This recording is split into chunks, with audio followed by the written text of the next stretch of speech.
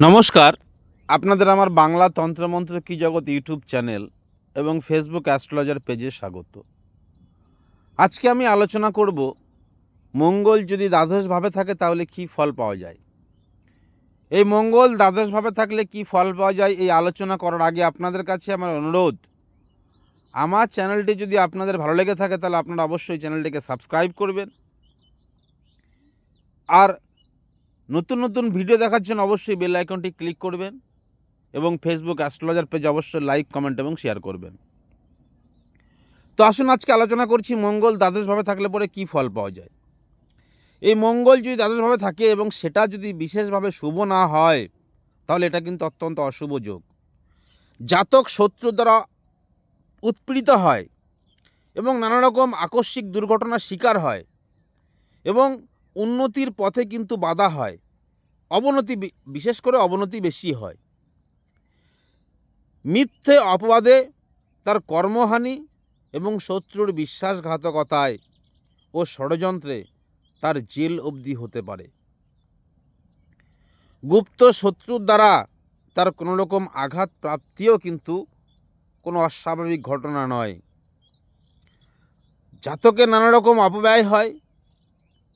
মঙ্গল যদি বেশি পীড়িত হয় তাহলে দুর্ঘটনা, হঠকারী সিদ্ধান্ত, মামলা মোকদ্দমায় তিনি কিন্তু সর্বশান্ত হয়ে যেতে পারেন।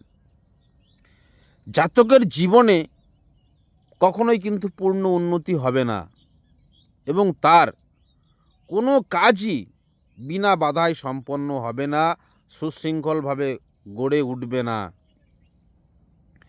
এই দ্বাদশস্থ মঙ্গল যদি পীড়িত হয় তাহলে জাতকের মানহানি ও অপবাদ অবশ্যম্ভাবী।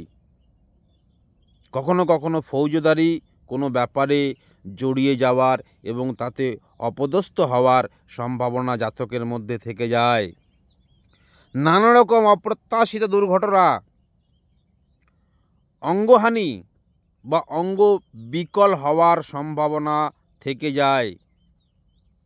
দুর্ঘটনায় পায়ে বা চোখে আঘাত লাগা খুবই আশঙ্কা রয়েছে, অর্থাৎ আঘাত লাগতে পারে।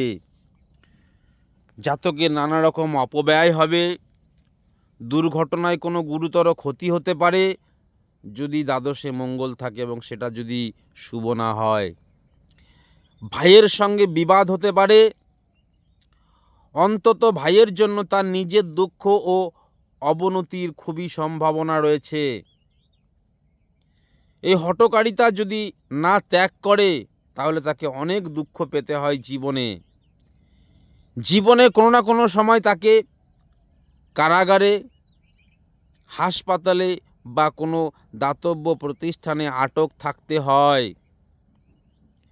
এই দ্বাদশস্থ মঙ্গল যদি শুভ হয় এবং কোনো গ্রহের দ্বারা যদি পীড়িত না হয় তাহলে বিশেষ চেষ্টা এবং সাহসী কর্মের দ্বারা জাতক দুঃখ ও দুর্দশা থেকে কিন্তু উন্নতি করতে পারে।